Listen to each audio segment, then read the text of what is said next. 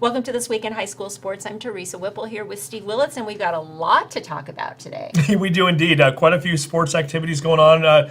Even a state championship taking place over the weekend. Yeah, and before we get to that, we want to thank our sponsor, Red Onion Burgers, and also mention that Sean Richards is having one of his Dining for Dollar fundraisers this Thursday, February 1st.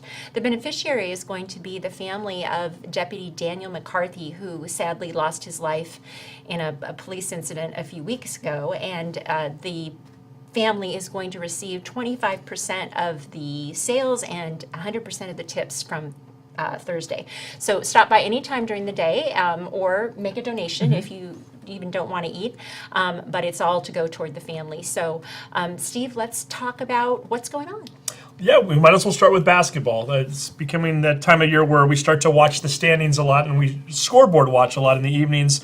We'll start off by talking boys basketball. Mountlake Terrace, Hawks having a very nice week, picking up a 64-43 dominating win over Edmonds-Woodway. Brendan Hayes in that game, 25 points, 13 rebounds, and 8 block shots. So nice going there, Mr. Senior Brendan Hayes. Great game for him, and the Hawks now 16-1 overall on the year. Again, this is a team that plays in a 3A conference, and they're a 2A school. They're smaller than everybody else in their conference, but they're having a big season on the scoreboard anyway. So big game coming up for them on Tuesday, by the way, at home against Stanwood, who they're tied with in the standings right now. So we encourage folks to get out to that game. Other things going on within the Edmonds School District boys teams. The Edmonds-Woodway Warriors picking up a 5-point victory over Meadowdale on Friday night. Edmonds-Woodway seems to have the Mavericks number over the last few years. 2 more wins this year, sweeping that series. And as we start to look at the standings a little bit, Meadowdale and Arlington are currently tied for 4th place. They're both 5-4, 5 wins, 4 losses in league play.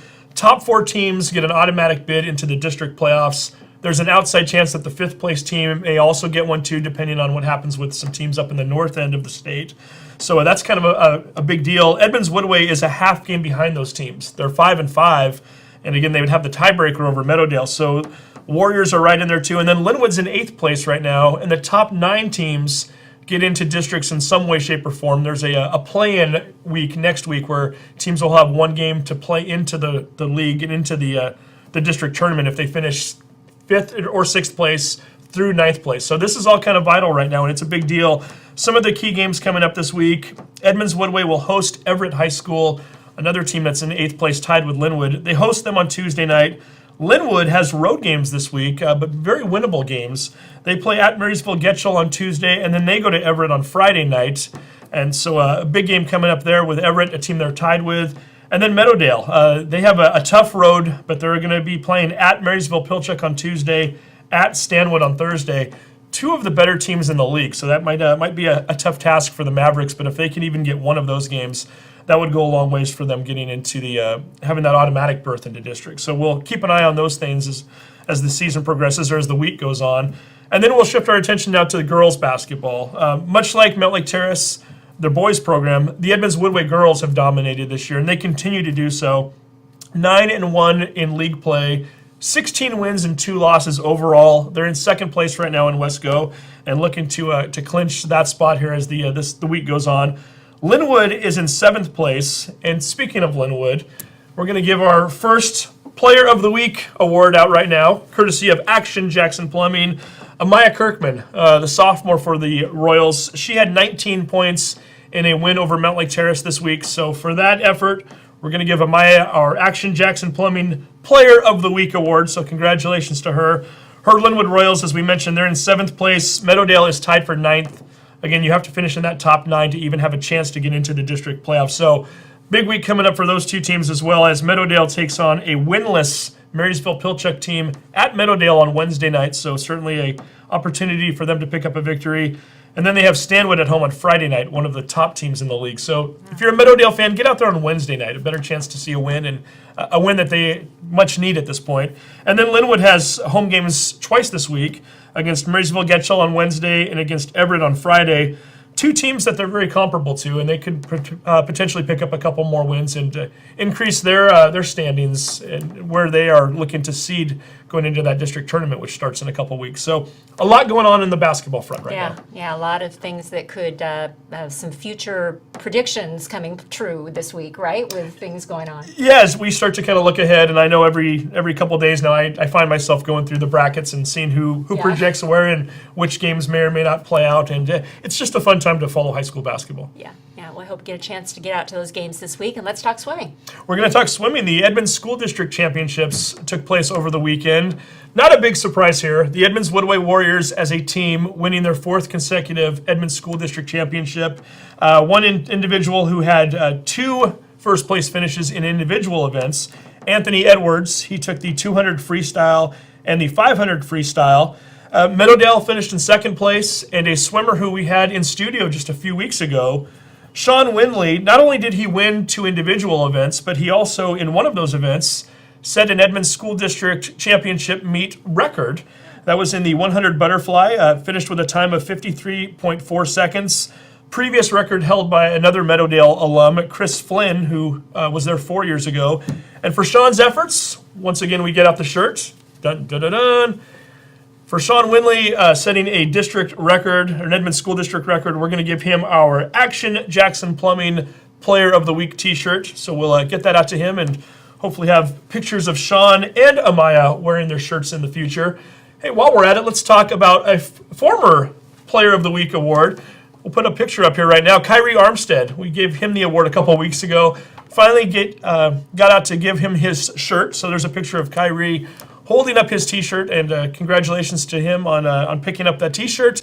And we hope to have a few more of those pictures up in the future as we crown 2 more deserving individuals this week. Yeah, and we've got some swimmers in the studio coming in. We do. Since it was, in fact, the Edmonds School District Championships this week, we thought we'd bring in a couple of swimmers to talk about how the meet went, as well as their teams and their future aspirations. From Mountlake Terrace High School, here are Diego and Nate, senior swimmers for MTHS. The Edmonds School District Boys Swimming Championships were this past weekend, and with us right now, 2 of the members from the Mountlake Terrace swim team, a team that finished 3rd, 2 seniors, I might add. On the end, Diego Aguiniga and Nate Miller in the middle. Guys, congratulations on a nice finish out there. You each swam 4 events, and Diego, it sounds like some personal records were even set. Tell me about your meet over the weekend. Yeah, so in my 50 free, I paired by about like a second half. In my 100 free, I paired by about 5 seconds. So yeah, just working hard, trying to get that W for ESD. Obviously, we got 3rd place, but for me personally, I think I did pretty well and improved all my strokes. So. Two personal records, never a bad thing there. And Nate, what about you? How did your day go? The only PR I had was in the 400 relay, and we PR'd by 34 seconds. So it was a great day for our relay. Your relay team PR'd by 34 seconds. Yes, Wow. yeah. Okay. And yeah, that was great. Yes. So we should mention too, Nate, your relay team taking 4th in the 200 medley relay, 4th in the 200 freestyle. Yeah, nice day all around for the team. I've got to thank Diego. Obviously, this is a meet that Edmonds-Woodway seems to dominate, and they've won it the last 4 years. 3rd place. I'm happy with the finish. Or the team feeling good? Definitely not. We always strive for 1st place, but considering the factors in terms of numbers, Woodway has I think close to 40 swimmers. We have obviously like 19, 20. So numbers just doesn't add up. That kind of hinders us, but. Of course, we'll never be mad about beating another school. Beat Linwood High School, I believe. So we're happy about that at least. And you touched upon the number situation there. This is a Mountlake Terrace team, not a lot of club swimmers, whereas Edmonds-Woodway tends to have a lot more of those. And yet, Nate, the numbers are up this year. You had about 10 people on the team last year. You're right around the 20 range right now. What do we attribute a lot of the increase of numbers to? Well, I think the big thing was that we got all our friends to join, and then they got their friends to join, and we ended up with there was 30 people that showed up to our first meeting, and so we were really excited, but that number kind of narrowed down to about 25. So mainly it was just getting our friends to join, and finding out who was serious about it and who wanted to be there and who didn't, and it worked out pretty well for you. Who are some of the other swimmers on this team, Diego? I know one swimmer in particular, a sophomore, who won the breaststroke, right? Yeah, Sasha, I'm not even going to try to say his last name, but Sasha's one of our best swimmers. He really puts the team on his back and wins a lot of races for us, gets points in that way. Always getting 1st place in breaststroke. Already going to state, went to state last year as a freshman. So he's doing great. He's obviously a big factor in our team. There's plenty of other swimmers who are actually doing really good this year. Some of them in their 1st year, like William, Jake Peters, Mason. Some of them getting times that I'm barely getting this year, and this is their first year. So obviously, just some good athletes on the team, first years, but they're doing great. So. Should we have a little fun, and should I give Sasha's name a try here? It's Yeah, for sure. Bokatrev, or close enough, right? So Sasha, only a sophomore. We've got 2 more years to learn his name, and especially if he keeps getting to state, so that's kind of important there. And as far as the district finals this weekend, you each swam at 4 events too, right? Which is the maximum you're able to swim. Nate, is that tough to turn around after jumping in the pool and swimming competitively and then having to swim again? Oh, definitely. Like, Really close. I mean, what's the shortest duration of time in between one of your events? I mean, do you have to turn around and swim right away, or do Like you? 10 seconds sometimes. Oh, no kidding. Yeah. I've had the last heat of one event and then the first heat of the next event, so you don't really have a break at all, and it's pretty tough. Yeah. Especially to PR. It's really hard to PR when you're already tired. And same with you, Diego. Have Yeah, you, that's the case for a lot of our swimmers. I've had the last heat of one event and then the next event, the first heat. So you get out, you run to the block, you get on, and then they do the thing and you swim again. That's just how it is because we have our numbers just are smaller than the team, so we max out everybody. Sometimes it works out like that, you know. So it's even more incredible that you're able to take a top 3 finish. Then we mentioned Edmonds-Woodway winning the meet. You guys are kind of in a unique situation, much like Linwood and Meadowdale are. We've talked to them over the last few weeks.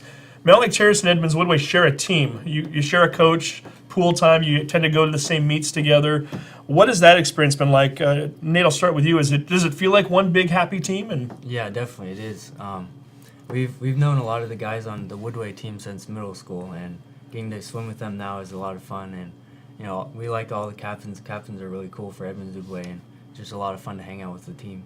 And so, Diego, when Edmonds-Woodway picks up a victory over the weekend, is that a chance for you guys to celebrate them a little bit too? Most definitely. I like everyone on the team. Like I said, love the captains. Love all the players. They're all super cool to hang out with. I like swimming. You know, obviously I play different sports and I favor different sports. But the reason I'm on the swim team personally is just because I like all the people on the team. You know what I'm saying? So yeah, if they win, that's definitely a win for us too. You know. Talk about your coach, Nolan Wolfinger. What's it been like to swim with him, Nate? It's a lot of fun. He's a really great coach, and he brings a lot of enthusiasm to practice into the meets and stuff. And he's been a big help. You know, our second year, and you know, trying to get up to the point where we want to be after 2 years is tough. But he's been there through it for us, and he's really supportive and everything. So he's great.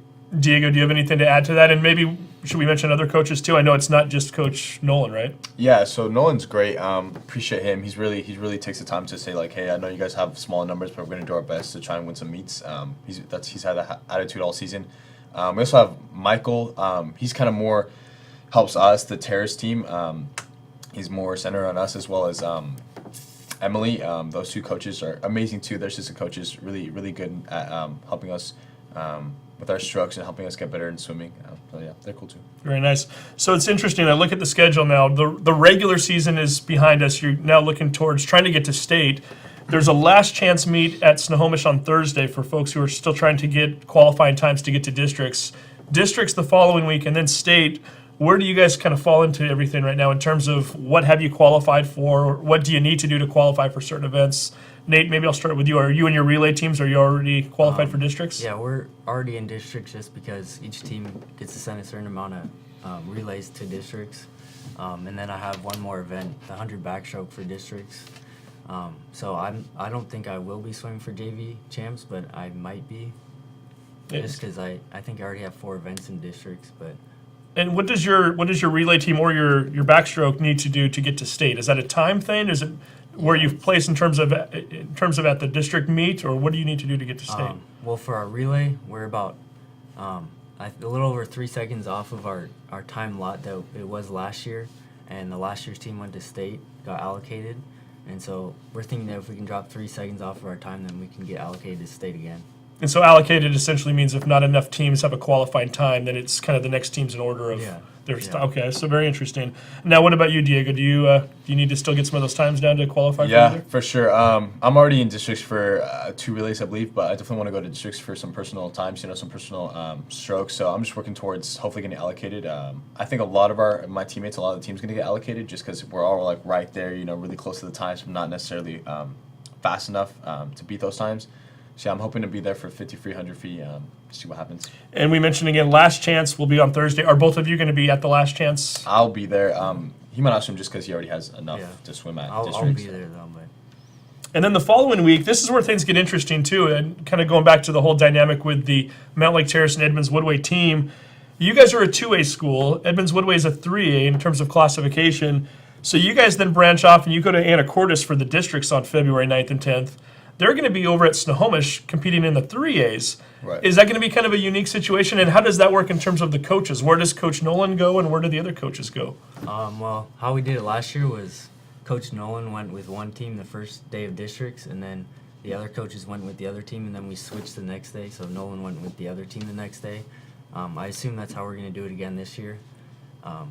Yeah, and is it kind of a unique experience, Diego? Because, again, Edmonds-Woodway, along with Meadowdale and Linwood, are all 3A. So they're going to see a lot of the same schools that they compete against in during the regular season. When you guys go off to 2A and you go up to Anacortes, different pool, different schools, is it kind of fun and unique in that regard? For sure. The pool's definitely unique. It's about a 4 feet dive with a block, so never swim in a pool like that. You really have to watch your dive so you don't hurt yourself. But pool's great. You meet a lot of different guys. See a lot of different people you never met before. But it's cool in the sense that we get to be one team at that point. We're Mountlake Terrace High School. We kind of bonded that way. But in the sense that we do miss our 3A buddies like Edmonds-Woodway, Linwood, and Meadowdale. It'd be cool to swim against those guys. So. And if you guys get to state, you will see many of those swimmers there. At the swimming tournament, always every year at the Aquatic Center in King County, down at Federal Way. A huge aquatic center that I know is often used for Olympic time trials and things like that. You guys were both alternates last year at state, so you got to suit up, but you didn't get to swim. But I've got to think just being a part of that state championship tournament has got to be just a thrill of a lifetime. What is it like for you guys, and what was the experience like last year? Oh, it was amazing. There's so many teams there, and it was just really exciting. And it was a great pool, and there was a lot of people there, and it was really exciting, and it was like an honor to be there. And for you, Diego, what was that experience like? Yeah, it was awesome. We walked in there with our backpacks and just walked down this huge lane. There's 3 separate pools, just teams lined up, teams doing chants, teams hyping each other up, teams listening to music. It felt surreal. This is an awesome experience. Yeah, it was really cool. So we're hoping these two guys can get back there and qualify for state again. If for some reason you're not able to qualify or you don't get the times down, is that an event you might just attend anyway, just because of the experience? Oh, or yes, being that you're for seniors, sure. supporting your teammates from? Okay, very cool. And we should mention you're both seniors. You both have you both either play other sports or have aspirations to play other sports. Diego, I'm going to start out with you. You played on that Mountlake Terrace team last year in soccer in the spring that finished in the semifinals in the state. You guys were a shootout away from making it to the state championship game. I've got to think that after swimming's over here in another week or two, you're going to start focusing your attention to the pitch. Tell me about the soccer team this year and what we can expect from Terrace. We definitely lost a lot of seniors, so that's always hard. But I think that just leaves room for new players and new growth, and new development. So I think we're gonna have a great season. Definitely have Bobby there playing, Juan playing, veterans Milkius, Max, me of course. So we should have a couple veterans who are gonna put the team on our back, and we're gonna have a great season. And how's your health right now? I know you had an ACL injury. Which obviously for swimming doesn't affect you as much, but soccer maybe a little more so. What is your status right now? Right now, I obviously can't play. I'm hoping to get cleared within the next month. That way, I can be ready for trials and of course games. But if I'm not, my ultimate goal, I don't want to push it too hard. My ultimate goal is to be ready for state. And it looks like I'll for sure be ready for that. So okay, so we'll keep our fingers crossed and hope that you're doing well there in that regard. And then Nate, for you you didn't play football the last couple of years at Mountlake Terrace, but you have aspirations of maybe playing in college, right? Yeah. I'm looking either between Montana State and Rocky Mountain College, and I've been accepted to both. So I'm kind of choosing right now. I really would like to play football. I kind of wish I played the last 2 years. I just worked a lot. I chose to work over football. But yeah, I plan on playing football next year. And do you have a preference as far as what side of the ball you're playing on or what position?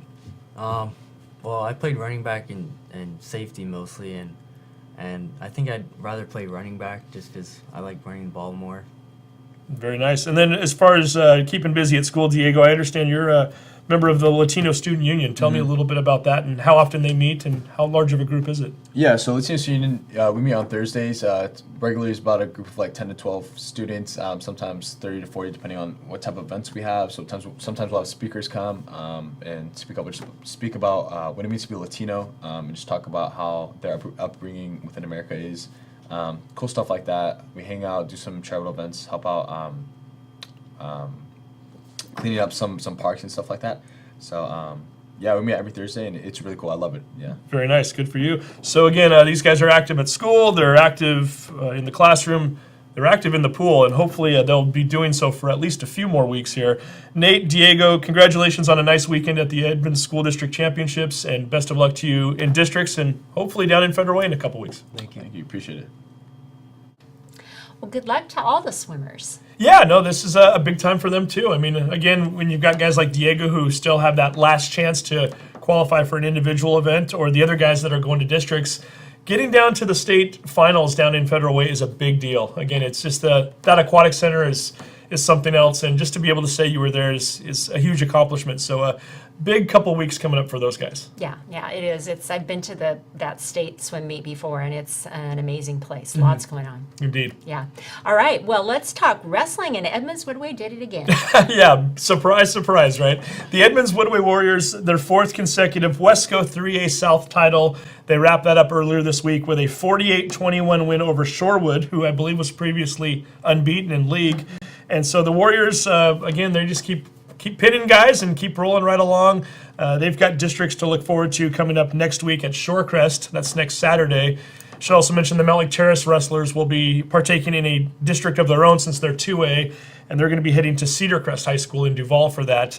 Speaking of Mountlake Terrace and the other schools, the Linden Invitational took place last week, a wrestling tournament with, I believe it was 15 schools up there, and we had 3 of our local wrestlers take first place in their weight division. Renee Mack from Mountlake Terrace, who's been in studio this year, he was the 182-pound champion.